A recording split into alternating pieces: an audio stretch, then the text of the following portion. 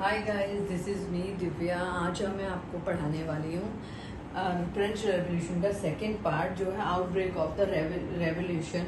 इसमें क्या है कि जो इसमें जो है कि थर्ड स्टेट जो है उनका मेन रोल जो है, और एक स्टेट असेंबली होती है जो मीटिंग के लिए कि जो टैक्सेस लगाए गए हैं उसको हटाने के लिए या उसको कम करने के लिए जो भी होता है वो सब अरेंजमेंट होता है। तो ये जो मीटिंग होती है राजा और थर्ड स्टेट असेंबली जो होती है तीन, वो उसके लिए होती है। तो हम आगे बढ़ते हैं, आपको बताती हूँ कैसे होती है। पहले तो 7 मई लिख दिया था मैंने।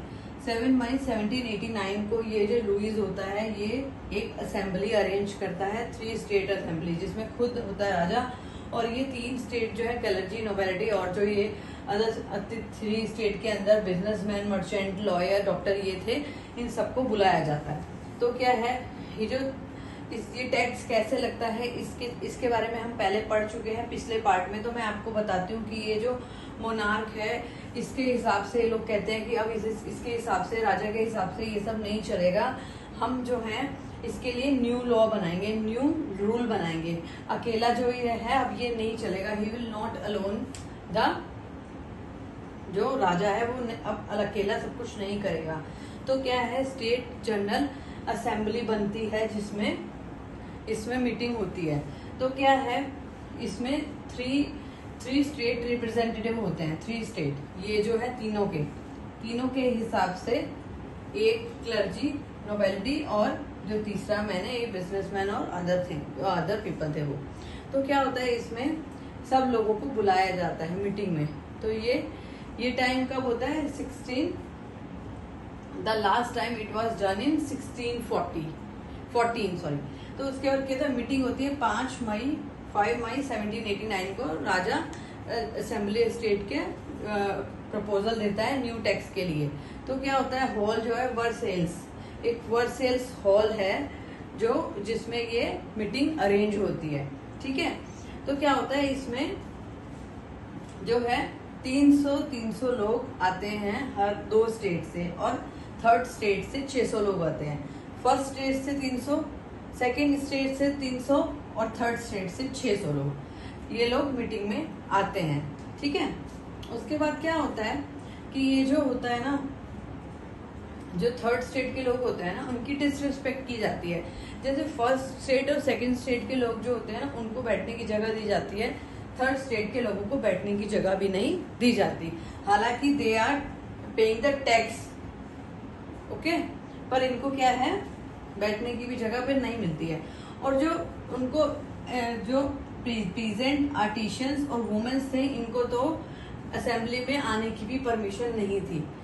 दे do not take the permission, उनको परमिशन नहीं थी, राजा ने दी नहीं थी परमिशन इसमें आने की। तो क्या होता है, अकॉर्डिंग टू लॉ लुईस क्या करता है, continues the same practice but members of third state demanding that voting। तो क्या होता है, थर्ड स्टेट के लोग जो होते हैं ना, जैसे इनको क्या होता है कि फर्स्ट स्टेट के लोगों को 1 वोट देने की, सेकंड स्टेट के लोगों को 1 वोट देने की, एक वोट देने की परमिशन होती है खाली हर एक स्टेट को। लेकिन ये बात थर्ड स्टेट के लोगों को अच्छी नहीं लगती।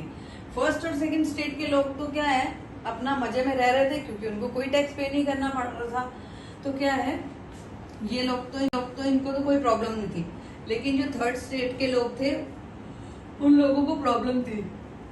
तो उन्होंने क्या बोला, उन्होंने बोला कि ऐसे ये जो है रूल को चेंज करना चाहिए, और क्या है, हर एक बंदे को वोट की परमिशन होनी चाहिए। जैसे we are giving the vote कि 1 by 1 हम जाते हैं और अपना वोट करके आते हैं। तो क्या है, जो फर्स्ट स्टेट के लोग हैं 300 है 300 है, तो 300 के 300 वोट देंगे।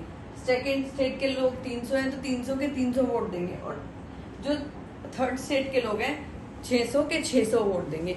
तो वो बोलते हैं कि हर एक बंदा वोट देगा, इस तरह से रूल बनाया जाए।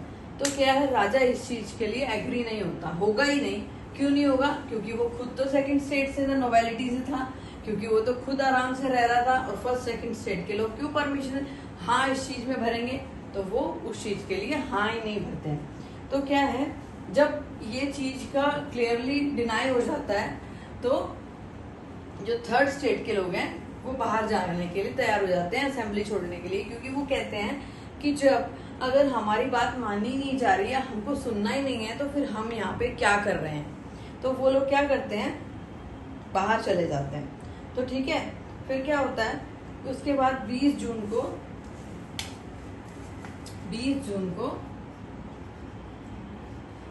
को क्या होता है, असेंबली हॉल में क्या होता है, इंडोर टेनिस कोर्ट में वर्सेल्स में they declare themselves national assembly. वो क्या करते हैं, अपनी एक खुद की नेशनल असेंबली बनाते हैं। कौन लोग बनाते हैं नेशनल असेंबली?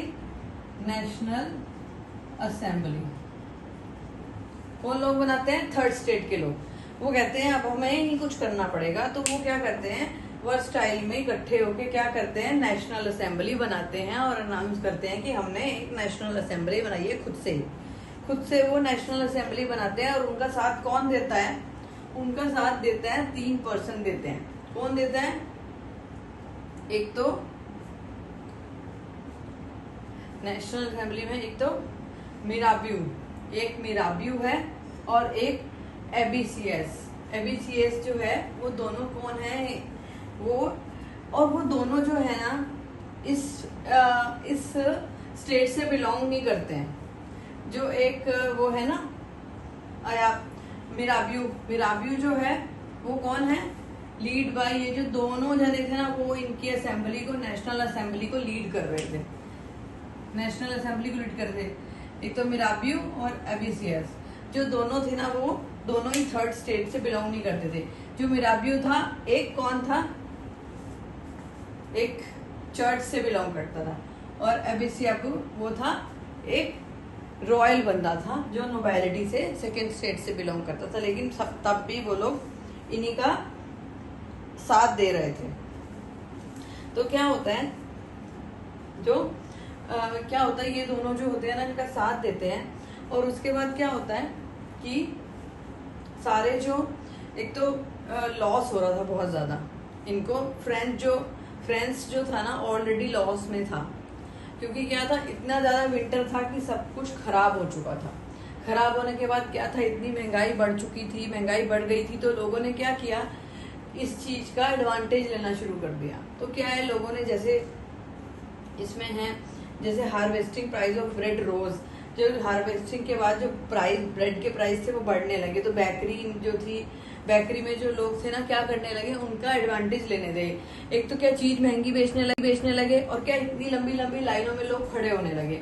जब लाइन में लोग खड़े होने लगे, वेट करने लगे, उनके बाद भी उनको पूरा सामान नहीं मिलना लगा। तो उसके बाद क्या करा, गुस्से में आके जब 14 जुलाई को क्या हुआ था, उन्होंने वेस्टाइल को आग लगा दी थी, उसको तोड़ दिया था। तो ये जब हुआ था तब हुआ था। उसके बाद क्या हुआ कि राजा ने क्या करा, जो राजा था अब उसको रियलाइज होने लगा कि कहीं ना कहीं उन्होंने उसको रिकॉग्नाइज करना शुरू कर दिया। किसको? थर्ड स्टेट को रिकॉग्नाइज करना शुरू कर दिया, क्योंकि सच्ची में जो था ना वो ये गलत चीज थी। जो उसने क्या करा, राजा ने क्या किया, उसने राजा लुइस 17 ने क्या किया, उसने ये बोला कि ना अब जो है ना मैं जो भी करूंगा ना कॉन्स्टिट्यूशन के हिसाब से करूंगा, जो भी कॉन्स्टिट्यूशन है उसके हिसाब से ही मैं काम करूंगा। तो थर्ड स्टेट के लोग थे ना, उन्होंने डिसाइड कर लिया था कि अब हम, जब उन्होंने मीटिंग अरेंज की थी ना, जब नेशनल असेंबली बनाई थी, तो उन्होंने डिसाइड किया था कि हम लोग ना अब एक कॉन्स्टिट्यूशन बना के रहेंगे। तो क्या उन्होंने ये सब क्यों निकले थे वो घर से लड़ने के लिए, उन्होंने क्यों प्रोटेस्ट किया था, क्योंकि उनके साथ सही नहीं हो रहा था। और राजा क्या है, इक्वालिटी नहीं दे रहा था सबको ढंग से, राजा जो है वो अपने राज्य को नहीं चला रहा था। तो क्या है, उसके बाद क्या होता है, उन्होंने नेशनल असेंबली को एक्सेप्ट किया और क्या किया, उन्होंने 4 अगस्त की रात को क्या किया, जो है फ्यूडल सिस्टम होता है ना, 4 अगस्त 1789 को क्या होता है कि ना फ्यूडल सिस्टम होता है ना, जो उसको ऑब्लिगेशन कर दिया। फ्यूडल सिस्टम मतलब जो फर्स्ट स्टेट और सेकंड स्टेट के ऊपर जो फ्री थे ना, जो जो मतलब ये टैक्स पे नहीं करते थे, उसको उनके जो टैक्स का वो था ना, वो हटा दिया कि भाई अब इसको रोक दिया कि भाई उनको भी टैक्स पे करना पड़ेगा। तो उनको जो फ्री थे ना वो, अब वो फ्री नहीं रहे, तो उन्हें उनके ऑब्लिगेशन लगा दिए उनके टैक्स के ऊपर। तो क्या हुआ, जो क्लर्जी थे मैंने आपको बताया था, थाइट्स जो था ना, वो थाइट्स का मतलब क्या होता है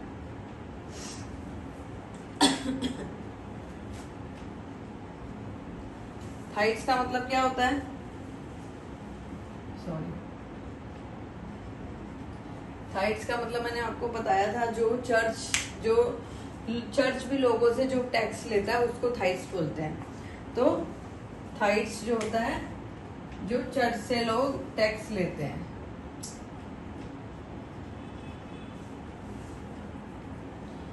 ठीक है, जो तो फिर राजा ने क्या किया, जो ये था ना कि अब चर्च भी टैक्स पे करेगा, और जो क्लर्जी थे उनसे भी उनके ऊपर भी ऑब्लिगेशन लगा दिए कि ये लोग अब टैक्स पे करेंगे। तो क्या था, इसके बाद जो गवर्नमेंट की जो वर्थ थी ना, जो टैक्स थी, जो चर्च जो टैक्स लेता था, वो भी कितना था टैक्स, 2 बिलियन लीवर्स के बारे में भी मैंने आपको बताया था कि लीवर्स क्या था। लीवर्स जो था वो फ्रांस की करेंसी है, उसको बोलते हैं लीवर्स। जो कितनी 2 बिलियन, कितना होता है 2 बिलियन, किसी को कुछ मालूम है? क्योंकि अब के टाइम में, और कब की बात कर रहे हैं हम, 17 की, अभी 2000 चल रहा है। तो पहले एक रुपए की कितनी वैल्यू होती थी, और तब भी 2 बिलियंस, तो वो इतना पैसा। तो गाइज ये टॉपिक खत्म हो चुका है हमारा, the outbreak of the revolution. This is very important topic. इसमें बहुत सारे पॉइंट्स ऐसे हैं जिसको आपको लर्न करना है, कि उन्होंने असेंबली कब अरेंज की थी, और स्टेट जनरल में कितने कितने लोग आए थे, ये सब आपको लर्न करना है। इंटरनल क्वेश्चंस हैं। और नेक्स्ट टॉपिक है हमारा, France become a constitutional monarchy. तो चलो स्टार्ट करते हैं।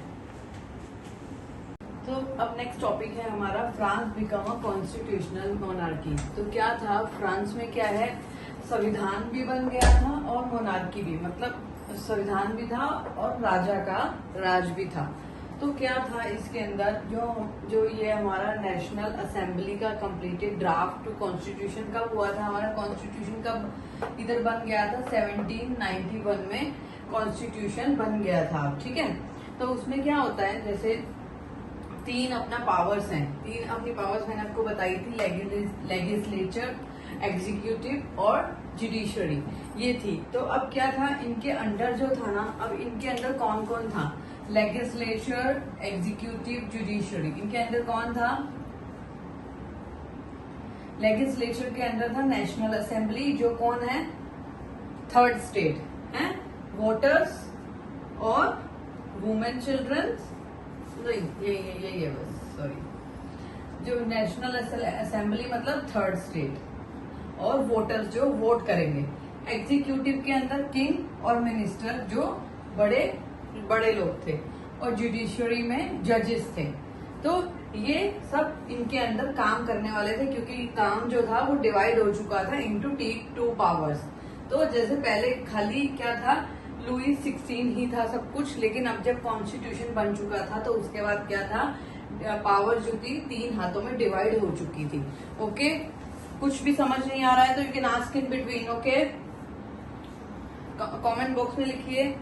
और उसके बाद क्या था कि जैसे क्या था कि women's, children and youth below 25, मतलब कि जैसे 25 साल से छोटे जो यूथ थे, मतलब यंगस्टर्स थे, बच्चे थे, और औरतों को वोट करने की परमिशन नहीं थी, वो मैंने आपको पहले भी बताया था। और टैक्स कौन पे कर सकता था, जो अबव 25 है, मतलब 25 से बड़े हैं, जो उनको क्या था, वोट करने की परमिशन थी और टैक्स पे करने की। और टैक्स पे, और इनका एक और रूल था, वो क्या था कि 3 डे ऑफ लेबर वेजेस, मतलब जो 3 दिन की लेबर वेज होती है, उतना टैक्स 25 साल से ज्यादा के एज ग्रुप को पे करना था। ओके, इसमें ये था। तो उसके बाद क्या होता है कि ये जो है, इसके बाद क्या है, हाईएस्ट ब्रैकेज और टैक्स पेयर। ये जो था ना, ये कंपलसरी था कि जो ये एज ग्रुप मेंशन की गई है उनको टैक्स पे करना ही है हर हाल में। ओके, और उसके बाद क्या था, declaration of the rights of man citizen. Declare हो चुका था कि मैंस की जो राइट्स के लिए क्या क्या था, rights such as a right life, freedom of speech बोलने के लिए हक, फ्रीडम ओपिनियन देने के लिए इक्वालिटी का हक, और before law one establish the natural in liberal rights to the belongs to each human being, और birth and could not take away. मतलब जैसे पहले क्या था, कलर्जी सेकंड स्टेट और फर्स्ट स्टेट को क्या था, बाय बर्थ से कुछ राइट्स दिए गए थे, कुछ वो उनको ये था कि उनको बाय बर्थ से वो सब फैसिलिटीज मिली हुई थी। तो वो क्या था, अब ये लॉ था कि अभी बाय बर्थ से किसी को कुछ नहीं मिलेगा। आफ्टर 25, जब तुम 25 से ऊपर हो जाओगे तब तुमको काम करना और टैक्स पे करना, वोट देना, ये सब फैसिलिटीज तुमको मिलेगी। And state protect each citizen natural right. और सब क्या है, सब जो स्टेट के जो भी बंदे हैं जो उनको सबको नेचुरल राइट्स मिलेंगे। कौन कौन से राइट्स मिलेंगे, वोटिंग करने का, टैक्स पे करने का, और अब कोई रिस्ट्रिक्शन नहीं थी कि सिर्फ खाली एक स्टेट को पे करना है और बाकी स्टेट को नहीं करना है। सब कुछ जो फर्स्ट स्टेट थे, सेकंड स्टेट था, थर्ड स्टेट था, वो सब के लिए इक्वल था। तो जो भी था, जो चर्च में काम करने वाले लोग थे, राजा महाराजा थे, और जो बिजनेसमैन, डॉक्टर्स, लॉयर, बोथ नहीं, ऑल आर इक्वल फॉर अपनी कंट्री के लिए सब इक्वल थे। ओके, ये अपना टॉपिक यहाँ पे खत्म होता है। और उसके बाद अपना टॉपिक है इसके बाद France अबॉलिशेस monarchy and become a public. तो इससे पहले मैं आपको कुछ पिक्चर्स दिखाना चाहती हूँ जो यहाँ पर आपने दे रखी है, रीडिंग पॉलिटिकल सिंबल्स। जो यहाँ पर है ये टूटी हुई चैन का सिंबल, ये सिंबल किस चीज का है आप लोग को मालूम है तो मुझे कमेंट बॉक्स में बताइए, नहीं तो आई कैन एक्सप्लेन नाउ। जो ये टूटी हुई चैन का सिंबल क्या है, फ्रीडम का सिंबल। अगर ये बंधा हुआ होता आगे से तो क्या था, अगर ये खुला हुआ है, ये खुला है आगे से, तो ये क्या है, टूटा हुआ, तो ये है फ्रीडम का सिंबल, मतलब अब फ्री हो चुके हैं। ओके, सेकंड वाला बंच ऑफ रोड्स फेसेस, क्या है ये, यूनिटी। मतलब अगर एक स्टिक, हम आपने बचपन में स्टोरी सुनी होगी कि जैसे एक स्टिक होती है उसको तोड़ना बहुत इजी होता है, लेकिन अगर हम 4, 5, 6 स्टिक साथ में लेंगे तो हम उसको तोड़ पाएंगे। तो unity is the best policy. इसका ये है कि यूनिटी जो है, और ये थर्ड में आई का सिंबल बना हुआ है, ऐसे करके इसके बीच में आई बनी हुई है। तो ये किस चीज का सिंबल है, ये है नॉलेज का। एंड थर्ड है स्कैप्चर्ड, ये सिंबल है रॉयल पावर का, जो एक स्टिक सी बनी हुई है और रोड टाइप जैसे राजा महाराजाओं के पास होती थी वो। और उसके बाद स्नेक है जो अपनी टेल को खुद ही बाइट कर रहा है, वो है। तो वो किस चीज का सिंबल है, इंटर्निटी। इंटर्निटी मतलब फॉरएवर, हमेशा के लिए। और उसके बाद ये कैप बनी हुई है, कैप जो है फ्रीडम का सिंबल है। जो रेड कैप है वो फ्रीडम, जी रेड कैप है, मेरी बुक में पिंक है, लेकिन आई डोंट नो आपकी बुक में किस टाइप का कलर दे रखा है, you can check that and tell me. वैसे ये रेड कलर का कैप है, ये भी फ्रीडम का सिंबल है कि जो, क्योंकि ये ब्लू व्हाइट एंड रेड जो है ना, नेशनल कलर ऑफ फ्रांस, क्योंकि इसमें जो रेड कलर है ना वो फ्रीडम और इनके फ्लैग का कलर है। ये तीनों कलर, ये जो एक लेडी बैठी है इजीली ऐसे करके, वो जो है फ्लैग ऑफ फ्रांस है का कलर है। तो ये भी एक फ्लैग का, इनके फ्लैग का कलर है। एंड देन विंग्ड वुमेन, एक फ्लाई करती हुई, पर्सोनिफिकेशन ऑफ लॉ, तो क्या है, कानून का है, ये कानून का सिंबल है। एंड लॉ द टेबल, यहाँ पे एक टेबल बना है, तो ये क्या है, इक्वालिटी का।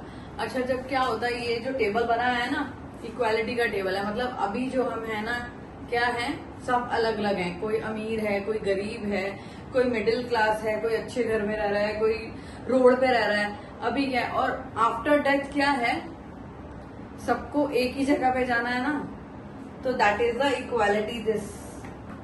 ओके, चलो अब नेक्स्ट टॉपिक स्टार्ट करते हैं। अगर कुछ समझ नहीं आया तो you can ask in between guys. Third, situation in France continue